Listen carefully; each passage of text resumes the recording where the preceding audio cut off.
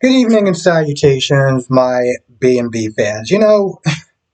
When Reg told Brooke, when Brooke was like, I want to sit there and come to the show and everything, and Reg was like, oh, well, you want to sit there and tag along. You do understand that it's not going to be all fun and games. We got to sit there and do this, that, and the third. I'm like, you do realize that she works there, right? And that she is an important part of the company, as opposed to Taylor that wants to go and she doesn't work there at all.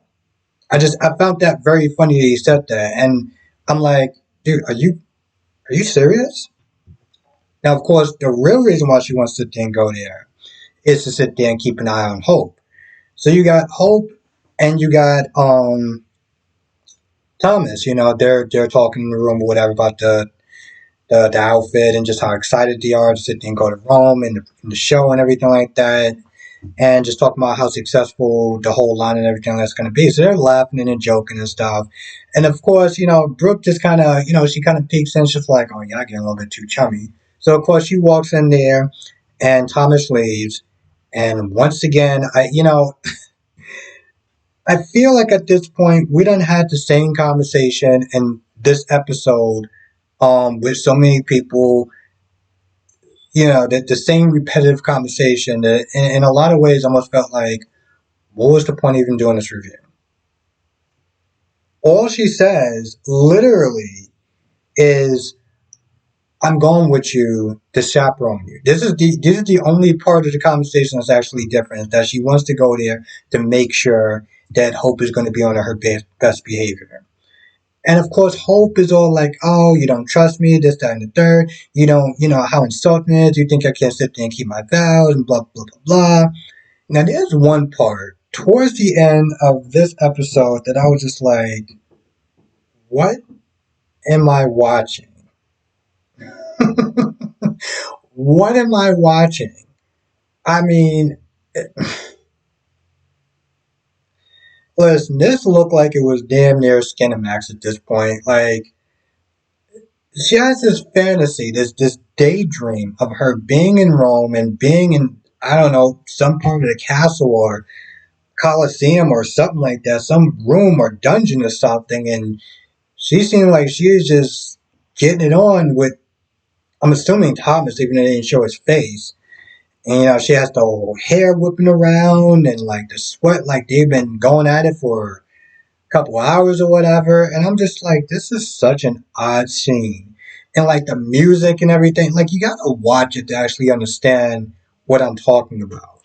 Um, of course, you gotta sit there and watch it on Paramount and maybe on demand, because when I was watching it, they kind of cut it off the last few minutes of the episode. You got that going on. And you got Ridge and Thomas talking. And, Ridge is like, I just want to make sure everything is good because, once again, I sit there and think that Hope has feelings for you. And of course, Thomas is like, no, that's rubbish. What are you talking about? It's nonsense. She's committed to Liam and yada, yada, yada, and blah, blah, blah, blah. And Ridge is like, well, the more I hear you say that, the more I'm convinced. The more I'm actually starting to believe, the more, the more you keep sitting there saying it. I'm like, that usually doesn't work.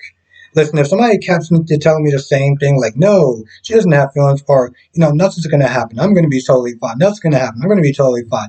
I'm going to do the exact opposite. I'm going to sit there and think that they're just straight up lying to me at this point. Um, so you got that going on. And once again, you got the same damn conversation with Liam and Wyatt. I don't understand at this point that Wyatt should just shut down this whole conversation and be like, yo, listen, we at work. Bro, we got to get things done, okay? Apparently there's only like two of us that work here, not this whole entire building. So instead of sitting there talking about Liam, Thomas, how about we actually get some work done? No? No? Okay, cool. I'll just double checking. So Wyatt did lay a couple of facts down on him.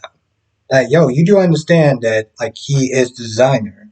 Like, he's going to be there. Like, that's kind of a given.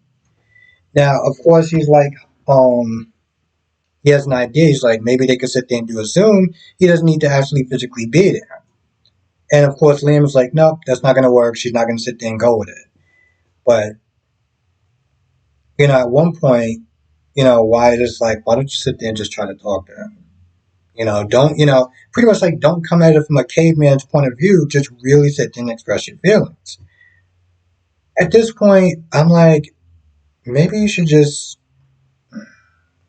like, the problem is that it sucks, right? Because she is actually having feelings for this man and she wants to sit there and not bullshit this man at any point in time throughout the day or night or when she's not there, having sex with a man or whatever.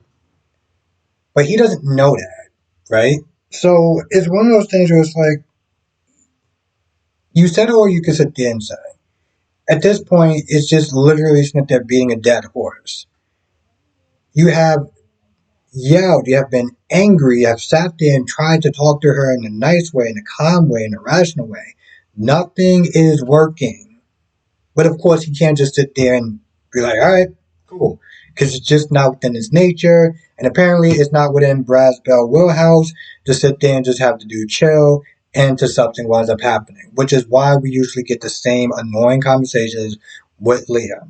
This is the reason why a lot of people, whenever I'm on the Instagram, and I'm looking at the BNB page and people talk about Liam, everyone's just totally annoyed with Liam. Why? Because they have the same dialogue. All this dude does is literally sit there and whine and complain about the same damn thing. And it sucks. It sucks. And it's, to me, I feel like it's kind of amazing because I'm just like, I know that this show did not do that back then, right?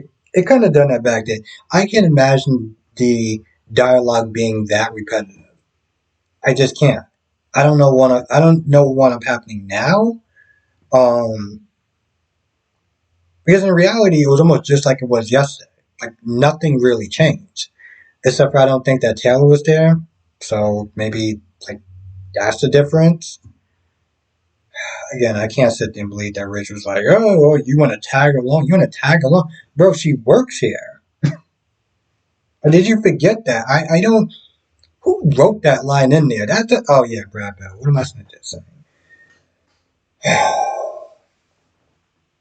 I don't know. Don't know. I feel like that's about it for the most part. I can't really think of anything that wound up happening. I won't even sit there and say watch the whole episode because it's just pretty much on repeat. But watch the last few minutes of the episode. I would sit there and say that much. If you're gonna sit there and watch this episode, watch the last few minutes of this episode because I was just like, the hell am I watching at this point?